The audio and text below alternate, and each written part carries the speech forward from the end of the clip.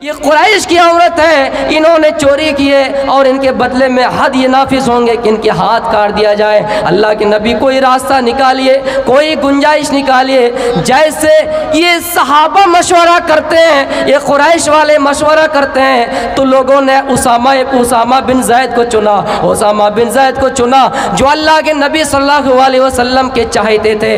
कुरैश वालों ने कहा, आए उसामा, जाइए अल्लाह के नबी के पास जाइए और कहिए कि इन औरत को हाथ काटने से बचा छोड़ दिया जाए, इन औरत का हाथ ना काटा जाए। इन औरत का अगर हाथ काट दिया जाए तो कुरैश की नाक कट जाएगी, कुरैश बदनाम हो जाएंगे। अल्लाह के नबी सल्लल्लाहु अलैहि वसल्लम के पास ये उसामा बिन ज़ैद ये कहावत लेकर आए, ये कहानी गढ़ के आए, लोगों ने बताया और ये उसामा बिन ज़ैद उनके मशवरे पे बात बताने के लिए आए। मेरे प्यारे साथियों, कुरैश के मशवरे से ये बात बोलने के लिए अल्लाह के नबी के पास आए। अल्लाह के नबी ने जब ये जुमला सुना कि कुरैश वालों ने ये हद नाफिज करने से रोक रहे हैं, ये हद नाफिज करने से मुझे मना कर रहे हैं, ऐ उसामा सुनो, इससे पहले बहुत सी उम्मतें हलाक हो गई थी, इससे पहले बहुत सी उम्मतें बर्बाद हो गई थी। इसलिए कि जब उनमें शरीफ लोग कोई चोरी करता, कोई बेईमानी करता, कोई गुनाह करता तो उनका हाथ ना काटा जाता, उनको सजा ना दिए जाते, उनके साथ कोई जुल्म नहीं किया जाता, उनको यूं ही छोड़ दिया जाता, इसलिए कि वो बड़े खानदान के थे। आए उसामा सुनो, क्या तुम अल्लाह के हुदूद में से एक हद के बारे में मेरे पास शिकायत लेकर आए हो, मेरे पास फैसला देने के लिए आए हो, फैसला लेने के लिए आए हो, मेरे पास मशवरा लेने के लिए आए हो? नहीं नहीं, मैं ज़रूर उसका हाथ काटूंगा। वो नहीं, अगर फातिमा बिनती मोहम्मद भी, लौ अन्ना फातिमा बिनत मुहम्मदिन सरकत लकतातु यदहा, अगर फातिमा बिनती मोहम्मद भी चोरी करें, अगर मेरी बेटी यानी मोहम्मद की बेटी भी चोरी करे तो मैं उसका हाथ काट डालूंगा। तो मेरे प्यारे साथियों, आज के दौर में ये देखा जाता है कि कोई बड़े खानदान का है, आज के दौर में ये देखा जाता है कोई ऊंची पोस्ट में है, उनकी लड़की अगर जुर्म करे, उनका लड़का अगर चोरी करे। आप लोग अपना ये सेट कर लें और बैठ जाएं। सामईन को परेशानी हो रही है और रास्ता छोड़ के बैठे, रास्ता बना हुआ, रास्ता खुला गया, आप लोग इधर कर लें तो बेहतर होगा। परेशान ना करें, रास्ता छोड़ दीजिए ना, जलसा को डिस्टर्ब ना करें। सामईन को परेशानी हो रही है, बताइए। रास्ता छोड़ के बैठिए आप लोग बाहर। मेरे प्यारे साथियों, कुरैश की एक औरत ने चोरी कर ली।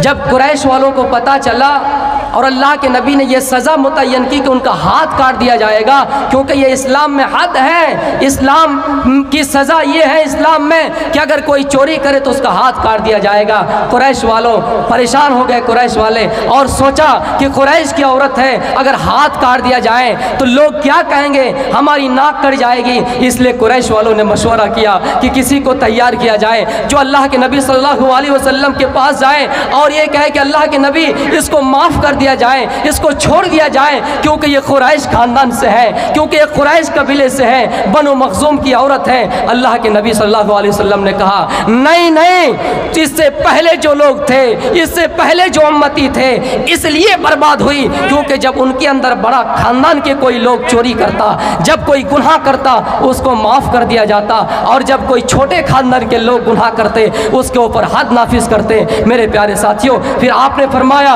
लौ अन्ना फातिमा बिनत मुहम्मदिन सरकत लकतातु यदहा, अगर फातिमा बिनते मोहम्मद यानी मोहम्मद की बेटी भी चोरी करें तो मैं उसका हाथ काट डालूंगा। इस्लाम की नज़र में ये नहीं देखा जाएगा कि कौन मोहम्मद है, इस्लाम की नज़र में ये नहीं देखा जाएगा कि कौन मोहम्मद की बेटी है। मेरे प्यारे साथियों, इस्लाम में सज़ा मुतय्यन है तो सब के लिए है। मैं कह रहा हूँ कि इस्लाम में कोई काला और गोरा का फ़र्क नहीं है, इस्लाम में कोई छोटी ज़ात और बड़ी ज़ात नहीं है। अल्लाह ने जाहिर सी बात है कुंबे और कबीले में बांटा है, वजअलनाकुम शुऊबन व कबाइल लितआरफू, इस मकसद पर बांटा है, इस बुनियाद पर बांटा है कि आप एक दूसरे को जान जाओ। लेकिन मेरे भाइयों, आप एक दूसरे पर फख्र करने के लिए आपको ये कुंबे और कबीले में नहीं बांटा है। एक गुलाम का हवाला देकर मैं अपनी तकरीर को ख़त्म करूँगा। मेरे प्यारे साथियों, इस्लाम को ऐसे ही बदनाम करने की कोशिश की जाती है, लेकिन इस्लाम ने यहाँ तक हक जतलाया है कि अगर आपका पड़ोसी भूखा रह जाए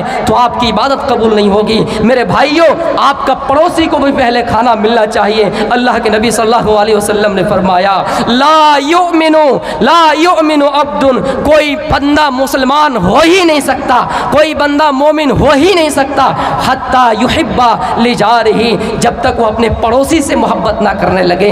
किसी हदीस में कहा कि कोई बंदा उस वक्त तक मोमिन नहीं हो सकता जब तक वो अपने लिए वो चीज़ पसंद करता हो वो दूसरे भाई के लिए ना करने लगे। यानी आप जो पसंद करते हैं अपने दूसरे भाई के लिए भी करिए। ये इस्लाम में हमें और आपको तालीम देता है, ये इस्लाम की तालीम है। लेकिन कुछ लोग मोहम्मद सल्लल्लाहु अलैहि वसल्लम को बदनामी करने के में तुले हुए हैं। आज देख लीजिए, आए दिन सोशल मीडिया पर जहरीला सांप जो हिंदुस्तान में पनपते हैं बाबाओं के नाम से। मेरे प्यारे साथियों, गौर कीजिए, इस्लाम हमें और आपको तालीम ये देता है, शिक्षा देता है, हम सब मुसलमान, हिंदू, ईसाई सब भाई भाई हैं, पड़ोसी को हक दें। मेरे प्यारे साथियों, एक इंसान अल्लाह के नबी को कत्ल करने के इरादे से आए जिनका नाम सुमामा था। जब अल्लाह के नबी को पता चला, सहाबा को पता चला कि यमहमा का गवर्नर है, अल्लाह के नबी को कत्ल करने के इरादे से घूमता फिरता है, जब पकड़ लिया गया, गिरफ्तार कर लिया गया, तो मेरे प्यारे साथियों, सुमामा इब्ने वसाल से कहा गया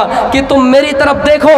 अल्लाह के नबी ने कहा, तुम मेरी तरफ देखो, मैं तुम्हें छोड़ दूंगा, मैं तुम्हें आज़ाद कर दूंगा। सुमामा इब्ने वसाल का जवाब ये था, सुमामा इब्ने वसाल अल्लाह के नबी को गंदे चेहरे से देख रहे थे, गंदे चेहरे से ताबीर कर रहे थे, आपकी बस्ती को गंदा कह रहा था कि ये बस्ती गंदी है, आपका शहर गंदा है, आपका चेहरा गंदा है। जिस चेहरे के बारे में इरशाद होता है, जिस चेहरे के बारे में खालिक कायनात ने फरमाया, अल्लाह रब्बुल आलमीन ने फरमाया, वसिराजम मुनीरा, ऐ नबी हमने आपको रोशन चिराग बनाकर भेजा है। जिस चेहरे के बारे में कभी हसन बिन साबित ने कहा था, वह हसन मिन कलम तरकतु आइनी वाजमल मिन कलम तलिदिन निसा। मेरे प्यारे साथियों, हसन बिन साबित ने कहा था कि ऐ मोहम्मद सल्लल्लाहु अलैहि वसल्लम, आज तक मेरी आँखों ने इतना हसीन व जमील किसी का चेहरा नहीं देखा और दुनिया की किसी औरत ने आपसे ज़्यादा खूबसूरत बच्चा पैदा ही नहीं किया।